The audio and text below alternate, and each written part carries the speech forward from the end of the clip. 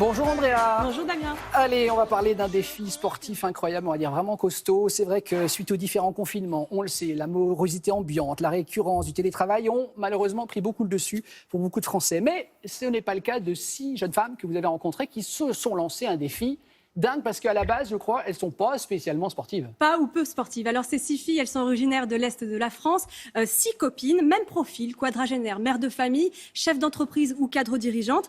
Et à Noël, pendant cette morosité qu'on vit depuis les années 2020, eh bien, elles se sont lancées un défi fou, réalisé un exploit. 6 mois pour se préparer physiquement à un raid multisport. Un raid multisport, c'est une série d'épreuves sportives, comme le raid Corsica Femina, c'est le raid multisport qu'elles ont choisi, qui aura lieu le 29 juin prochain. Ça va mêler kayak, escalade ou encore course à pied. Alors vous l'avez dit Damien, on précise qu'elles ne sont absolument pas sportives de base. Donc il a fallu se motiver, apprendre ou réapprendre les bases. Pour cela, elles ont fait appel à Stéphane Brognard, un préparateur physique spécialiste du trail. Il va les faire souffrir, vous allez voir dans ce sujet. On a suivi leur entraînement du côté d'Épinal dans les Vosges. On va visiter d'ailleurs les belles roches d'Olima et le lac de Bouzet. Regardez. Allez, on va vous suivre, on va pouvoir s'en inspirer parce que, pour nous rassurer, elles ne sont pas très sportives. On se concentre aussi sur son point fort.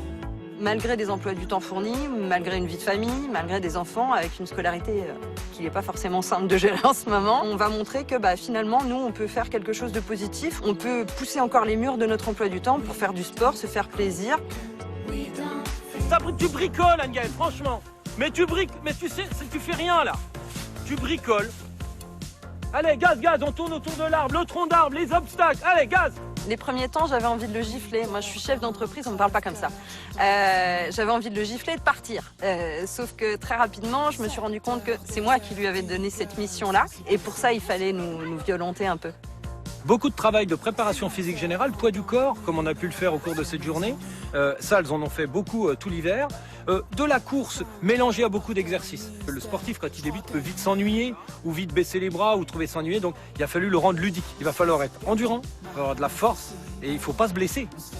Le premier mois, j'étais dans l'euphorie, facile. Après, j'étais dans la perf parce que c'est un de mes défauts, en tout cas un de mes traits de caractère. Du coup, je me suis épuisée, normal.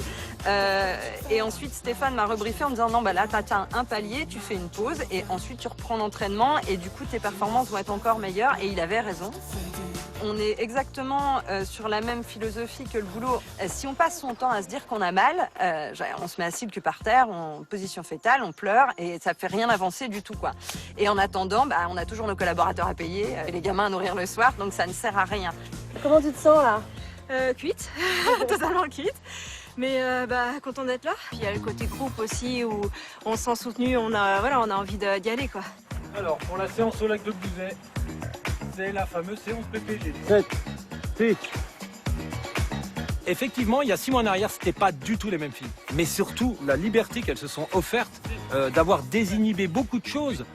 Il arrive un moment, la seule et vraie fierté, c'est quand on fait quelque chose qu'on n'aurait jamais imaginé faire. Toutes les femmes peuvent se mettre au sport et il est bien plus facile de gérer les difficultés quotidiennes, parce qu'on en rencontre quelques-unes quand même, avec une activité physique. Ça détend physiquement, chimiquement, hormonalement.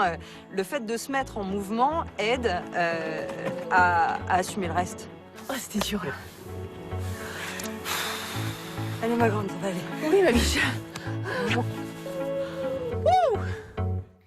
Ce que j'ai compris, Andrea, c'est que ce n'est pas uniquement un défi personnel, c'est aussi pour aider toutes les femmes. C'est ça la finalité. Exactement. Ces filles emmenées par Anne-Gaëlle, que vous avez vu largement dans ce sujet, ont créé l'association qui s'appelle Une Évidence. L'objectif, c'est ça, c'est d'aider les femmes à retrouver une estime de soi à travers le sport, évidemment. Donc n'hésitez pas à vous rendre sur les réseaux sociaux de cette association pour en savoir plus, d'autant qu'elles organisent des courses et des événements partout en France. Et puis ce sujet, c'était l'occasion de redire que quel que soit votre profil sportif ou non, femme de 40, 50, 60 ans, n'hésitez pas, mettez-vous au sport, ça ne peut vous faire que du bien. Et il faut garder en tête qu'il faut se motiver pour enfiler des baskets, mais une fois que vous courez, vous êtes bien dans vos pompes. Ben voilà, c'est la conclusion. Parfait. Il faut qu'on soit bien dans nos pompes et on va s'y atteler. Merci beaucoup Andrea. On va marquer une petite pause, voici la publicité et on revient dans une poignée de minutes. À tout de suite.